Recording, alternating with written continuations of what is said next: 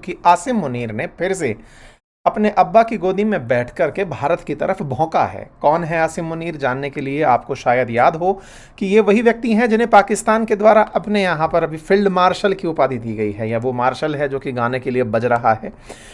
इन field marshal ने हाल ही में America की यात्रा की, और जब इनकी यात्रा हो रही थी उस समय पर भी मैंने आप लोगों को कहा था कि ये फिर से जाएंगे, और हमने इसके ऊपर एक प्रॉपर सेशन किया था आप लोगों के लिए, और उस सेशन के अंदर मैंने ये जानकारी दी थी आपको कि ये पाकिस्तान से निकलकर अमेरिका की यात्रा पर जाने वाले हैं।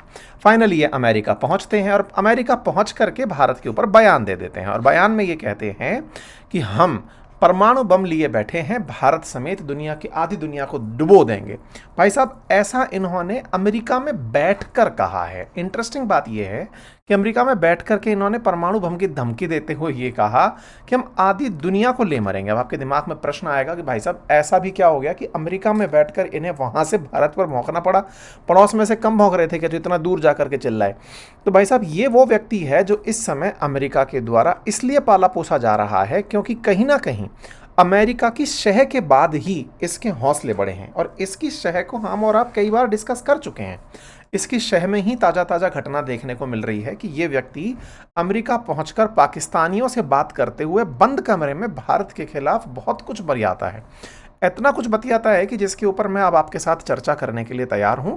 चर्चा करेंगे और बताएंगे भारत की इस पर क्या प्रतिक्रिया आई, और इस बार इसने अंबानी का जिक्र क्यों कर लिया, और इसके जिक्र में जिस प्रकार से पहले हिंदुओं का जिक्र हुआ और भारत पर आतंकी हमला हुआ, इस बार अगर हमारे देश के उद्योगपतियों का जिक्र हो रहा है तो क्या आर्थिक राजधानी में कुछ गड़बड़ होने वाली है। इन तमाम आशंकाओं पर आज के सेशन में जिक्र होगा, और ये जिक्र इस कारण से होगा क्योंकि ट्रंप जिस तरह से भारत के खिलाफ होने का नाटक कर रहे हैं या रवैया अपना रहे हैं, उसके चलते ये व्यक्ति जिस तरह की हिम्मत पा लिया है वो भारत के लिए क्या कोई चिंता का विषय है। आइए शुरुआत करते हैं सारी बातों की, लेकिन इससे पहले आपके दिमाग में एक बेसिक प्रश्न यही कि मैं आपके सामने फेसलेस क्यों हूं। हालांकि मैंने अपने ट्विटर हैंडल पर और इंस्टा पर इसकी जानकारी दे दी है, लेकिन फिर भी मैं आपको एक ब्रीफ जानकारी यहाँ पर भी दे रहा हूँ सो दैट आपको इसका अवेयर रहे। और जानकारी ये है साथियों कि फ़िलहाल मैं आउट ऑफ इंडिया हूँ, मैं यहाँ आया हुआ हूँ, इजराइल आया हुआ हूँ, और कुछ काम है उसको पूरा करके और फिर मैं वापस लौटूंगा। तब तक के लिए प्रयास रहेगा कि मैं आप लोगों तक वीडियोस पहुंचाने का हर संभव प्रयास करूं, और जो भी यहां से चीज़ें इकट्ठी कर रहा हूं वो भी आप लोगों तक पहुंचाऊं। लेकिन आपको हुई असुविधा के लिए खेद है। चलिए, तो साथियों हुआ ये है कि पाकिस्तान के जो फील्ड मार्शल हैं ये पहुंचते हैं अमेरिका। ये जानकारी आती है प्रिंट के माध्यम से। प्रिंट ने असल में क्या हुआ कि ये जब अमेरिका पहुंचा तो वहां पर इसने जहां पर ये भाषण दिया, अच्छा बाय द वे आपको याद होगा कि ये अमेरिका क्यों जा रहा है, मैंने इस पर आपको जानकारी दी थी। मैंने आपको बताया था कि माइकल कुरिल्ला करके इनका एक सेंटकॉम का हेड है, उसका रिटायरमेंट होने वाला है, उसके रिटायरमेंट में ये शामिल होने जा रहा था। तो ये सेंटकॉम क्या है, मैंने पिछले लेक्चर में बताया भी था कि पाकिस्तान समेत ये जो 20 कंट्री है ना, मिडिल ईस्ट वाले, पाकिस्तान, अफगानिस्तान, इन पर अमेरिका कंट्रोल करने के लिए जो कमांड बना के चलता है उसका नाम सेंटकॉम है। और उसमें जो आर्मी का जनरल था उसका नाम कुरिल्ला था। वो कुरिल्ला रिटायर्ड हो रहा था, माइकल कुरिल्ला, और उसके रिटायरमेंट में इसको बुलाया गया था। उसी का कार्यक्रम रखा गया था फ्लोरिडा में। फ्लोरिडा के अंदर एक जगह टेम्पा नामक जगह पर कार्यक्रम रखा गया था। ये रहा वो कार्यक्रम, और इस कार्यक्रम के अंदर आसिम मुनीर भी इनवाइटेड था इन लोगों के बीच में। ये बैठा हुआ आसिम मुनीर आपको यहाँ पर दिखाई दे रहा है, ठीक है। ये जो व्यक्ति इस समय बोल रहा है, तो मैंने जैसे आपसे कहा ना कि सेंटकॉम सेंट्रल कमांड है अमेरिका की, ऐसे लगभग 8 कमांड है अमेरिका के पास। तो उन सभी की कमांड का जो मुखिया है वो ये रहा, जो बैठा सामने की तरफ से बतिया रहा है, और ये रहे कुरिल्ला भाई साहब जो बतिया रहे हैं, और सामने की तरफ बैठा हुआ आसिम मुनीर आपको दिखाई दे रहा है, ठीक है।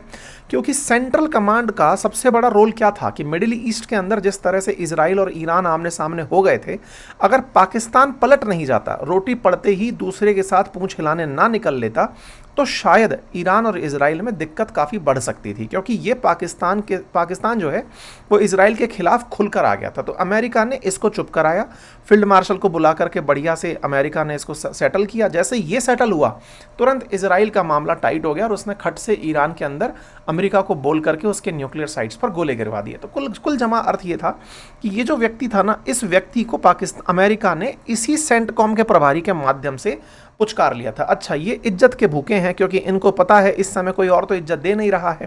तो जैसे कुत्ते के सिर पर आप हाथ फेरते हो, ऐसे इसके ऊपर हाथ फेर दिया गया। अमेरिका ने जैसे इसके ऊपर हाथ फेरा, ये तुरंत पूरी तरह से उसके साथ हो लिया और हो करके बोलता है कि हाँ सर, मैं तो पूरी तरह से आपकी सेवा में तैयार हूँ। बस इसी की सेवा को ये व्यक्ति भी रिकॉग्नाइज कर रहा है। ये कौन है? तो ये चेयरमैन है जॉइंट चीफ ऑफ स्टाफ। मतलब एक तरह से ये समझिएगा कि जैसे सेंटकॉम का हेड है ना कुरिल्ला, तो उसका भी जो हेड है, जितने भी कमांड्स हैं लगभग 7-8, उन सब का प्रभारी जो है वो ये व्यक्ति है जिसके साथ में ये मिल रहे हैं, है ना। तो इनकी मीटिंग भी एक तरह से सिंबॉलिक मीटिंग हो जाती है। तो कुल मिलाकर आसिम मुनीर का कद पाकिस्तान में तो एकदम हो सकता है कि इसको आगे कोई भी मतलब पद बनता हो फील्ड मार्शल से ऊपर, तो जनता वो भी मांग ले कि सर क्या ही आपने एकदम आंख में जाकर के मछली के तीर मारा है। असल मायने में तीर नहीं, बगावत की है इसने उन सब लोगों के साथ जिनको पहले ख्वाब दिखाया था कि हाँ भाई मैं तुम्हारे लिए लड़ूंगा, लेकिन एक बार में बिक गया। ये वो व्यक्ति है जो कि बिकने की कीमत पा रहा है इज्जत के रूप में। तो ये लोग इसको बढ़िया इज्जत दे रहे हैं और इसी इज्जत के दम पर ये इतना उछला कि ये यहाँ से निकलता है और पाकिस्तानियों की एक मीटिंग बुलाता है। अमेरिका के अंदर एक होटल के अंदर ये पाकिस्तानियों की मीटिंग बुलाता है और मीटिंग बुला करके वहाँ पर पाकिस्तानियों के साथ बातचीत करते हुए कहने लगता है कि भाई आप लोगों की वजह से पाकिस्तान की बहुत इज्जत है, आप पाकिस्तानी डायस्पोरा हैं, सब जगह जाके बढ़िया नाम कमा रहे हैं। तो किसी ने इनसे पूछ लिया कि सर वो जो भारत ने आपका सिंधु का पानी रोक दिया उसका क्या होगा? बोले किसी के बाप का पानी थोड़ी है जो वो रोक लेंगे। तो भाई साहब इन्होंने इस बात को बोलते हुए अपने डायलॉग में ये कहा कि इंडिया उस सिंधु नदी के ऊपर डैम बनाना चाहता है, तो जैसे ही वो डैम बना लेगा मैं उस डैम के ऊपर 10 मिसाइलें चला दूंगा और मिसाइल चला करके उस डैम को तहस नहस कर दूंगा। और हम लोग न्यूक्लियर बम लेकर बैठे हैं, अगर हम डूबे ना तो हम 10 देश मतलब आधी दुनिया को और लेकर डूबेंगे। इस तरह से इनके जो बयान थे ये किसी ऐसे ऑफिशियल पर जाने वाले बयान नहीं है जिन्हें पाकिस्तान अपनी तरफ से फील्ड मार्शल कहता हो, यानी कि इसकी पॉलिटिकल एस्पिरेशंस जो हैं वो उजागर होती हैं। और जिस तरह के ये बयान दे रहा है वो बयान बेसिर पैर के बयान हैं जिनकी वजह से आप अंदाजा लगा सकते हैं कि पॉलिटिकल माइलेज के लिए दिए जाने वाले बयान हैं। यहाँ बैठ करके ये भारत की परेशानियां गिनाने लगता है कि देखो सिखों के साथ भारत क्या कर रहा है, कुलभूषण जाधव का केस कैसे हुआ, भारत के जो लोग जाकर कतर में फंस गए थे। तो भारत का एक तरीके से भारत के खिलाफ अमेरिका को मोर्चा मतलब मंच बना करके भाई अमेरिका में बोलूंगा तो बात वैलिडेट करेगी, तो वहां से ये भारत के खिलाफ बोलना शुरू होता है। फिर इस तरह से बोलते हुए कि भाई देखो हमने पहले भी कहा है कि पाकिस्तान के लिए कश्मीर जो है वो कोई मतलब मुद्दा नहीं है, इंटरनल मुद्दा नहीं है, ये एक इंटरनेशनल मुद्दा है और हमें उसको हर मंच पर उठाना है। तो कुल मिलाकर के ये अपने बयान में भारत को धमकी देते हुए कामयाब होते हैं अमेरिका में बैठ करके। अच्छा, ये बात हमारे लिए भी, वैसे तो ये एनी डे कुछ ना कुछ बोलते ही रहते हैं, इन लोगों के तो काम में ही ये है वो पाकिस्तान की जनता को भुखमरी से निकालने के लिए भाषण का आंसर दे दो, अचार चटा दो। लेकिन कुल मिलाकर हमारे लिए बेकार बात यह है कि ये अमेरिका में काम हो रहा था। हालांकि जिस जगह ये मीटिंग हो रही थी उसके बारे में कहा गया था कि किसी भी व्यक्ति को वहां पर लैपटॉप, मोबाइल फोन, आइडिया कुछ भी ले जाने की अनुमति नहीं थी। लेकिन उनमें क्या था कि एक आदमी इजरायली था बैठा हुआ था जो, तो वहां से क्या है अखबार वालों ने अपनी जानकारी निकाली और निकाल करके उसके जो स्टेटमेंट्स है ना वो पब्लिक हो गए। और ये पब्लिक हुए स्टेटमेंट इस समय देश की मीडिया में तो छाए हुए हैं ही, सरकार ने भी इसके ऊपर प्रतिक्रिया जता दी। मतलब ये बात ऐसी हो गई अब कि इस व्यक्ति के बयान को चाहे इसने कितना ही छुपाने का प्रयास किया हो वो पब्लिक हो गई है। ठीक है, तो इसकी धमकी को अब पूरी दुनिया उठा रही है कि ये कैसे संभव है। मतलब अमेरिका एक तरफ दुनिया में शांति की बात करता है और दूसरी तरफ अपनी गोदी में बिठा करके पाकिस्तान जैसे भौंकने वाले नेशन को उठाकर इस तरह की अनुमति दे देता है कि जाओ बेटा बोल लो जो तुम्हें बोलना है। इस प्रकार का जो रिमार्क है ना ये भारत को बिल्कुल भी रास नहीं आया। आपको याद होगा इंडस वाटर ट्रीटी का हमने उस समय पर पानी रोक दिया था इंडस का। आपको दोनों देशों के बारे में मालूम होगा कि 3 नदियां CJI यानी कि चेनाब, झेलम और इंडस, इनका पानी पाकिस्तान को और रावी, व्यास, सतलज का पानी भारत को मिलता है। और दोनों देशों ने भारत की थोड़ी सी मतलब हमदर्दी कहिए या भारत की नरमी कहिए, जिसके चलते भारत ने इनको परमिशन दे दी थी कि आप इसका मैक्सिमम पानी यूज़ कर सकते हैं। अभी जब ये ऑपरेशन सिंदूर से पहले जब इन्होंने पहलगाम पर आतंकी हमला किया उस समय हमने इन नदियों का पानी अपने साथ लेने का प्रयास कर लिया। मतलब हमने कहा कि अब इस पानी को हम यूज़ करेंगे। हालांकि पानी एकदम रातों रात मुड़ नहीं सकता, तो अब हम इन पर डैम वगैरह बना करके अपने अंदर इंदिरा गांधी कैनाल जैसी नदियों के माध्यम से या अपने इंटरनल रिवर सिस्टम के अंदर उसका यूज़ करेंगे, ऐसा भारत ने प्रयास किया। आपको ध्यान होगा पहलगाम टेरर अटैक के अंदर भारत ने जो सबसे पहले प्रयास जो किए थे वो यही थे कि इनका पानी रोक दो। और ऐसे ही पाकिस्तान पर भारत का बयान हमेशा यही रहा था कि खून और पानी एक साथ नहीं बह सकता, अगर तुम हमारे यहाँ खून बहाओगे तो हम तुम्हारे यहाँ पर पानी नहीं बहने देंगे। अब चूंकि पाकिस्तान में इस पानी का बड़ा रोल है, फिलहाल तो मानसून चल रहा है तो इसलिए ज़्यादा ये चिल्ला नहीं रहे हैं, जैसे ही गर्मी का प्रभाव और बढ़ने लगेगा पाकिस्तान की फसलों को पानी की ज़रूरत होगी और उस समय पर ये और बौखलाने लगेंगे। क्यों? क्योंकि कहीं ना कहीं पाकिस्तान सिंधु नदी के पानी के किनारे ही बसा हुआ देश है। ऐसे में इसका ये जो बयान है ये बहुत ज़्यादा मायने रखता है। अच्छा, एक और जानकारी मैं आपको देता हूँ और वो ये है कि सिंधु पर बोलते बोलते इन्होंने भाई साहब एक और मतलब वो छेड़ दिया, और वो क्या था, इसने यहाँ पर एक नाम यूज़ किया कि 120 फ्लोरिडा मेंबर्स पाकिस्तानी डायस्पोरा के बीच में दे रहा था। यहाँ पर इसने अपनी तरफ से लाइन बोलते समय अंबानी के ऊपर एक बयान दे दिया और कहा कि एक ट्वीट करवाया था विद सुरहफिल and picture of industrialist Mukesh Ambani to show them that what will do the next time. अच्छा, कहानी क्या है मैं आपको थोड़ा सा याद दिला दूं।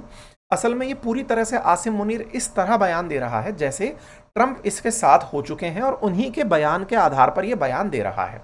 और इसने अंबानी की उस मीटिंग के ऊपर तंज कसा। आपको याद होगा एक बार अंबानी जब ट्रंप यहाँ आए हुए थे, मिडिल ईस्ट में आए हुए थे, तब अंबानी मिलने गए थे। और एक दूसरा आपको याद हो तो फरवरी में जब मतलब ट्रंप से मिलने के लिए अंबानी वहाँ भी गए थे, अमेरिका भी गए थे। 2 बार अंबानी गए और उनकी तस्वीरें निकल कर आई थी। इसने ये दिखाया कि देखो इन्होंने अंबानी को भेजा था मतलब एक तरह से पैसे वैसे लेकर के कि जाओ और ट्रंप को सेटल करके आओ, लेकिन उससे कुछ हुआ नहीं। इसके ऊपर इन्होंने एक सुरहफील नामक एक शब्द यूज़ किया कि इस्लामी इतिहास में उस घटना को दर्शाता है जिसमें अल्लाह ने दुश्मनों के हाथियों की फौज पर पक्षियों से पत्थर बरसाए थे। ठीक है ना। तो इस तरह से ये अपनी बयानबाजी में इस तरह मतलब अंबानी को भी लेकर के आ गया। अच्छा, अंबानी क्यों? क्योंकि साउथ एशिया का अभी भी सबसे रिचेस्ट आदमी मुकेश अंबानी ही है।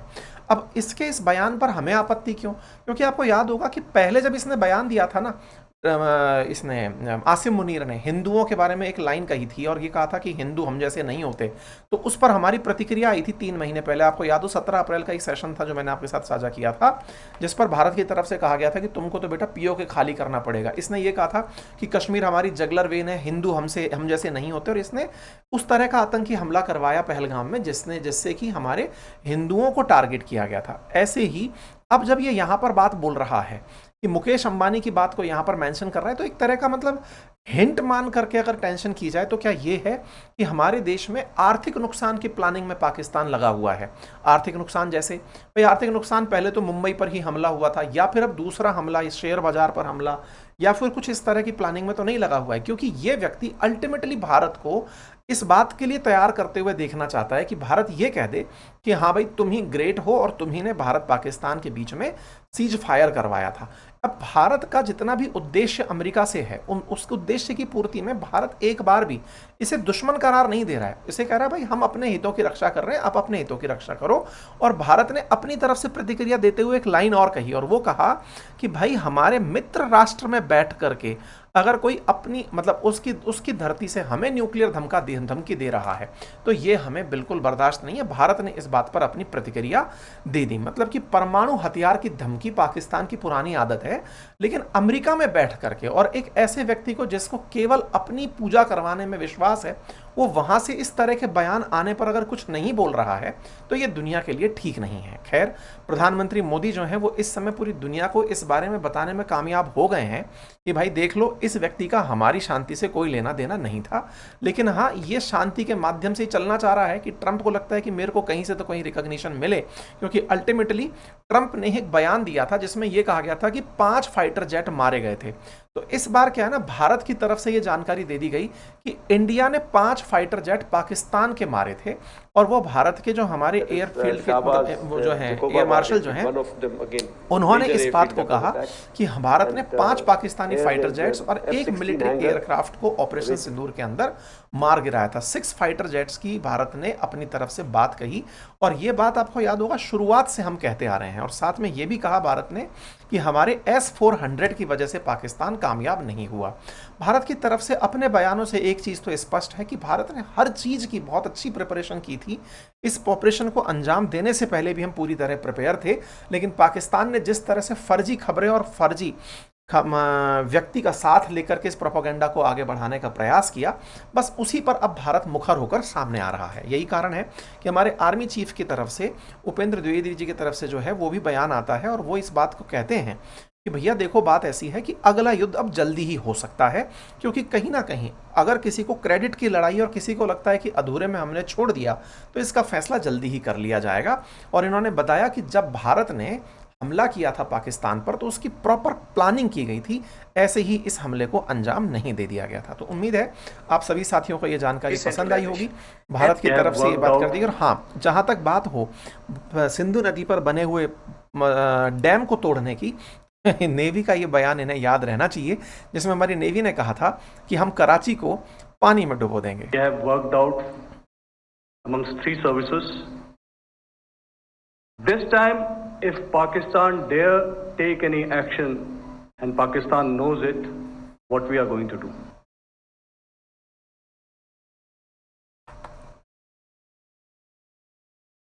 तो पाकिस्तान का होगा यही कि कराची को समुद्र में डुबो दिया जाएगा। तो आसिम मुनीर, बयानों से पीछे आओ, अब हमारी एयरफोर्स, मिलिट्री और नेवी तुम्हें अपनी तरफ से जवाब बढ़िया से देने के लिए तैयार है और दे भी रही है।